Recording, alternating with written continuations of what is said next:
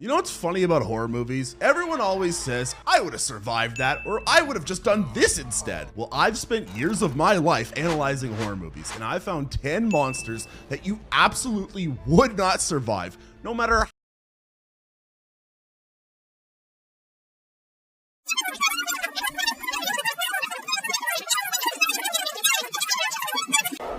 Let's start with something that seems simple.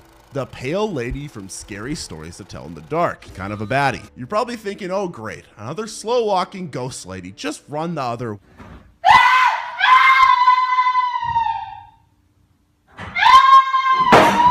way. I mean, that's horror 101, right? See spooky thing, run away from spooky thing. But here's the thing. The pale lady doesn't play by your rules. She doesn't need to chase you because she's already everywhere you're gonna run.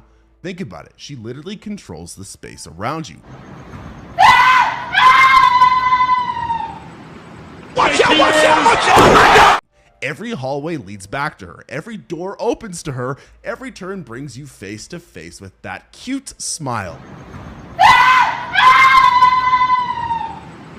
Watch out, watch out, watch out! The very fabric of reality becomes her weapon. Watch out, watch out, watch out! Let's talk about the Rituals monster. You know, that massive antlered forest god that's basically what would happen if Norse mythology had a nightmare. Actually,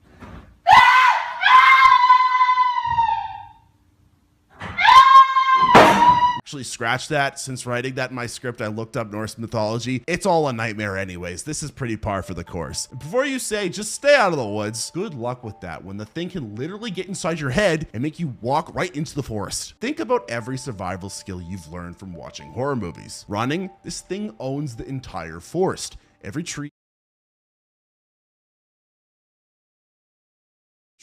every shadow, every path is its playground. Hiding, it can make you see whatever it wants you to see. Your perfect hiding spot probably doesn't even exist. Fighting back? Dude, come on. Try throwing hands with an ancient deity that's been collecting sacrifices since before your ancestors figured out how to make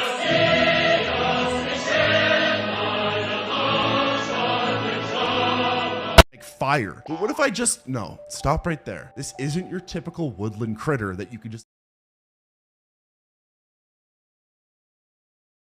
outsmart with some clever traps or avoid with a GPS. This thing doesn't just hunt you physically, it psychologically dismantles you piece by piece. It reaches into your mind, pulls out your deepest traumas, and uses them as bait. Imagine trying to escape while constantly reliving your worst memories and traumas. I literally have a 6th grader beating me up because I didn't give them my sandwich. You'd be unable to trust if what you're seeing is real or just another trick. Your own mind becomes a maze you can't escape from. But that's not even the worst part, because let's talk about its followers, because nothing says you're absolutely screwed quite like an ancient cult that's been keeping this thing fed for centuries. Watch out, watch out, watch out! These people have turned survival into a religion. And guess what? You're not the survivor in their story. You're the sacrifice. They've got home field advantage, generations of experience, and the backing of a literal forest Norse god. Your weekend camping trips and that one time you went hiking, that's like bringing a water pistol to nuclear warfare. But the worst part, this monster doesn't just want to end you. It wants to break you. It wants you to understand your place in the food chain. You're not just dealing with some mindless beast. You're up against something that's been perfecting the art of horror since before humans invented writing. It's patient, it's intelligent, and it knows exactly how to make you lose your mind before it takes your life. So unless you've got a degree in Norse mythology, the survival skills of Bear Grylls, and the mental fortitude of a Buddhist monk, you're not making it out of those woods. And even if you had all that, you'd just be a more entertaining sacrifice. But at least with the Ritual monster, you can see what's coming for you. Our next creature, it's what happens when evolution has a mental breakdown. And trust me, you're not ready for this one. Let's talk about the monsters from the void and why your brain would probably break before they even got to your body. You think you've seen body horror before? These Lovecraftian nightmares make the thing look like a kid's puppet show. And no, that's not an exaggeration. These things literally reshape reality like it's Play-Doh. Just shoot them.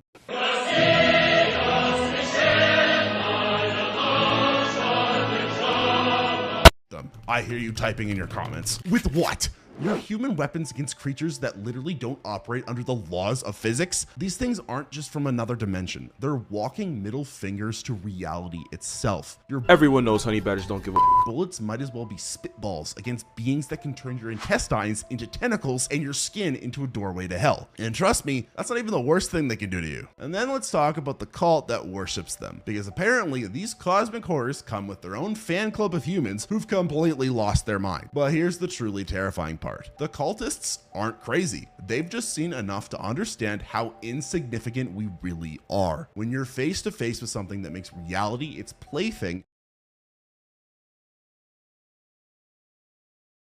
madness starts looking pretty reasonable. The cultists aren't the real monsters here. They're just a preview of what's coming. The real nightmare isn't just what these creatures can do to your body. It's what they can do to your understanding of existence. Every rule you thought you knew about how the world works, gone. The laws of physics, more like suggestions.